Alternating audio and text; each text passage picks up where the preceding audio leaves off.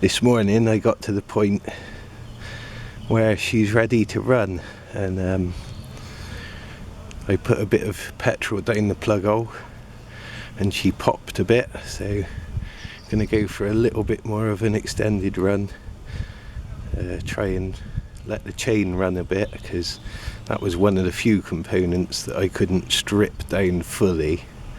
I mean, everything else was stripped down fully. It was a complete seized wreck. I think it had probably stood in an old shed for probably 50 plus years. But anyway, here goes.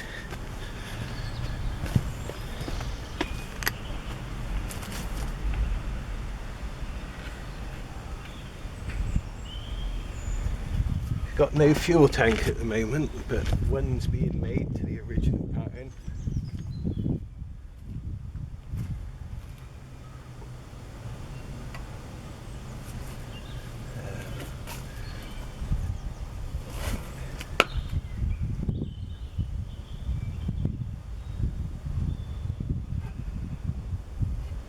She'll be a bit smoky as well, because it's had copious amounts of oil over everything during the rebuild. Got a new sets of bearings, new coil, condenser, etc.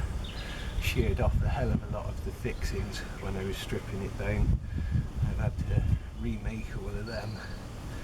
And here she is, hopefully ready to go.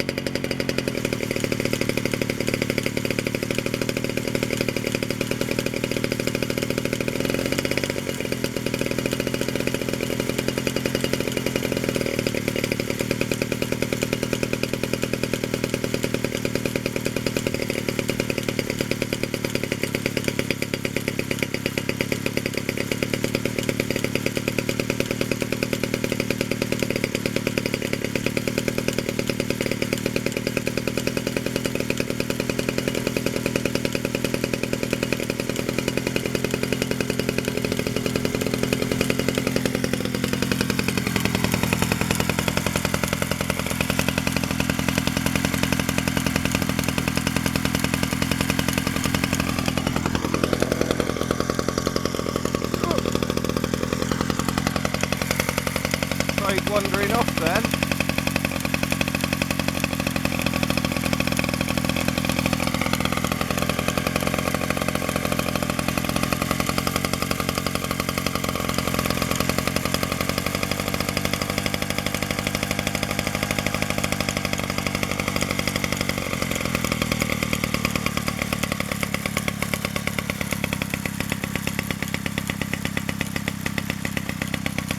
Move that bit forward.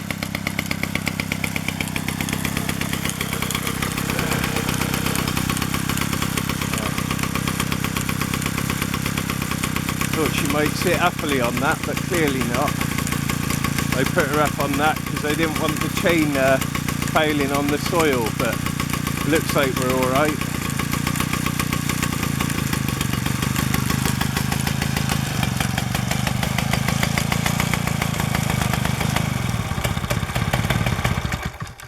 There's only a drop of fuel in the pipe, so there's no fuel tank yet. There she is, she runs, and the clutch operates fully, which is good. So during the start of World War II,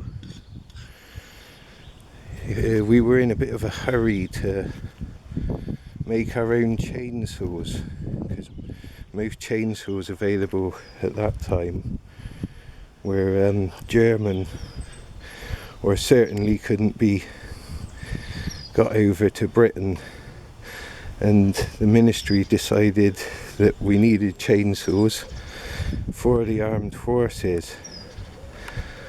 So a firm called Daniels in Stroud and J. Clubley Armstrong in London got together and basically got hold of existing motorcycle engines from Villiers, this one being a Villiers Junior Deluxe, and made up a frame and certain other components to adapt them to be used as chainsaws in the war effort.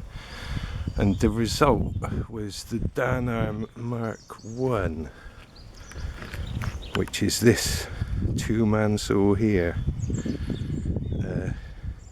It's 250cc, obviously two-man operation, and this is a Mk1 Danarm from 1941. This one I restored a few years back now. It's a beautiful runner. I take it to some vintage shows and put it to use, cutting through fairly large tree trunks, etc., for demonstration purposes. And it really does shift some wood. It's a lovely machine. As long as you can find someone brave enough to stand and hold on to the helper handle at that end. Anyhow, time went on and Danarm decided they should make a one-man saw, and the Junior Deluxe engined Danarm Junior Mk1 was the result. They were actually built with the intention that they could be used by the land girls. So, and I've read that it was apparently Europe's first one-man chainsaw. I don't know whether that is a fact, but I've certainly read it. It was Danarm's claim, I believe, but whether that was just advertising guff, I can't really be sure. So, yeah, there it is. Weighing in at 60 pounds, I believe. The chain type is very much different to modern chains today. Modern chains are called chipper chains, and the tooth is basically cuts on the top. They're chrome plated, and you file underneath the chrome, and it's the chrome, razor sharp chrome on top that does the cutting. Now these earlier chains are called scratcher chains, and they're very much similar to how an old steel mill saw would have been, really. You've got three different types of link. The flat ones called the rakers, and then you've got two different angled scratchers, and I think they're very efficient. I've heard of people saying they're next to useless, but I'm pretty much convinced that that is a case of the person sharpening them being next to useless, because, well, that Danarm Mk1 has certainly gone through some hefty lumps of wood in quite short a time.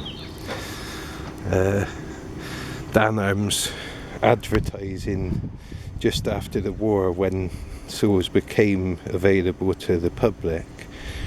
Prior to that, they were for the armed forces only. But yeah, Danarm's first advertising books were titled Down in 3 Minutes. And of course, they're heavy machines, but prior to their invention, or the chainsaw's invention I should say, men would have to go out into the woods with either a big drag saw, which was a big stationary engine powered unit, and they'd have to drag that through the woods, or do it the traditional way of a big two-man pull saw and an axe and fell by hand.